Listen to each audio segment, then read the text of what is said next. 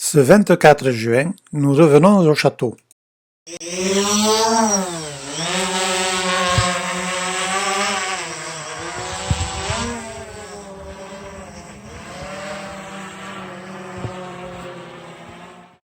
Le ballet des Martinets nous accompagne. Une campagne de fouilles est en cours.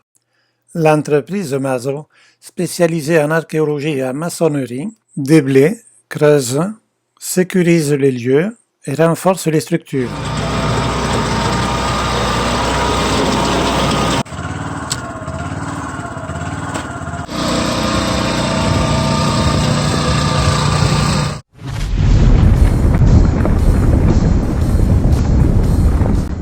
L'empilement de gravats, constitué après la destruction du donjon, a préservé un vieux four que les archéologues viennent de découvrir.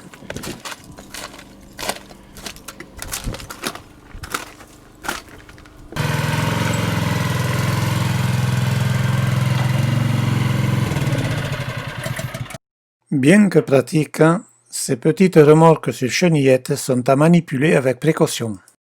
Pelle, truelle, balai et seau sont les outils de base de l'archéologue. Ça c'est la toiture, ça devait être la voûte du four.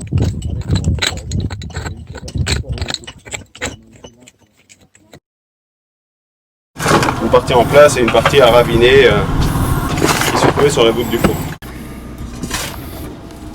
Je suis Nicolas Guinaudot, je travaille pour l'entreprise Acta Archéologie basée à Pézilla-la-Rivière, à côté de Perpignan, dans les Pyrénées-Orientales. Je travaille en archéologie depuis une dizaine d'années environ, ce qui m'a amené à travailler plusieurs fois, notamment sur le site de Termes, depuis 2012. Du fait de la multiplication des chantiers de fouilles, ça permet de mieux connaître le site et de comprendre un peu son évolution, parce qu'on est vraiment là sur un site complexe, occupé à partir du Xe siècle semble-t-il, et occupé jusqu'au milieu du XVIIe siècle. Mon métier en tant qu'archéologue, c'est de fouiller aussi tout type de sites, pas forcément des châteaux, des forteresses.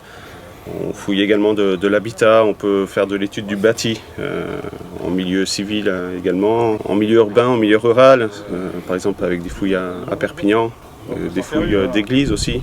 Des fouilles dans des églises, des études bâties dans des lieux de culte. C'est ça qui est intéressant, c'est qu'on est amené à fouiller différents types de sites et puis différentes périodes. Parce que sur un site archéologique, on est amené normalement à trouver une période déterminée. Alors ici, on est sur du Moyen-Âge et de la période moderne. Mais en creusant un peu plus profondément, quelquefois, on a des occupations beaucoup plus anciennes qui apparaissent. Quelquefois, on est sur des sites avec des occupations très très longues. Et là, on fait vraiment appel à des spécialistes, une batterie de spécialistes très différents, parce que c'est vrai qu'il faut des spécialistes pour chaque période.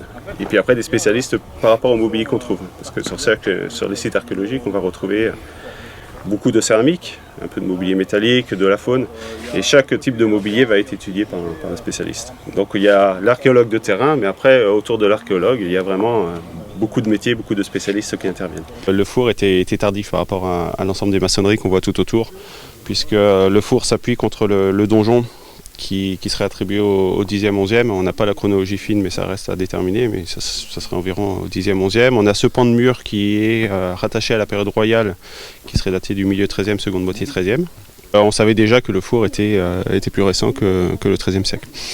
Et après, les éléments, comme j'ai expliqué précédemment, les éléments qu'on a retrouvés laissent penser qu'on a affaire à une structure de combustion, une structure de chauffe de la période moderne. On a du tuf dans la reprise du mur du XIIIe siècle. C'est ce que je disais tout à l'heure, on a une reprise avec des gros blocs de tuf. Et puis on a du tuf également dans la partie inférieure de la voûte du four. C'est étonnant pour un four. Avoir du tuf, oui, ça peut être étonnant. Après, ça s'explique aisément parce que c'est facile à manier, c'est pas lourd. Pour construire la voûte, on a besoin d'éléments légers. Il ne faut pas que le poids soit trop important. Ça tient la chaleur? Non, ça éclate. C'est ce qu'on voit en fait. Il y a une partie de l'épaisseur des blocs de tuf qui ont éclaté sous l'effet de la chaleur. Et le dallage, c'est de l'automètre. On est sur du module du 20 sur 10 en centimètres. Et c'est de la brique. Oui, ça on le fabrique depuis bien longtemps, oui. Oui, on a une tomette avec un module. On verra si par rapport au module qu'on a, ça apporte une datation ou pas. Parce qu'il y a des études qui ont été faites par rapport aux dimensions des briques. Donc on verra s'il n'y a pas des informations qui permettent de dater également le four. En fait, on va regrouper toutes les informations qu'on a pour dater le plus précisément la mise en place du four et sa durée de fonctionnement. Ce matin, c'est réunion de chantier au château. Monsieur Hervé Barrault, maire du village, Monsieur Mazot, patron de l'entreprise de maçonnerie archéologie, et Michel Segui débattent de la suite qu'il faudra donner à cette découverte. Fauve anime la pause café. Mais qu'il est bon de ne rien faire quand tout s'agite autour de vous.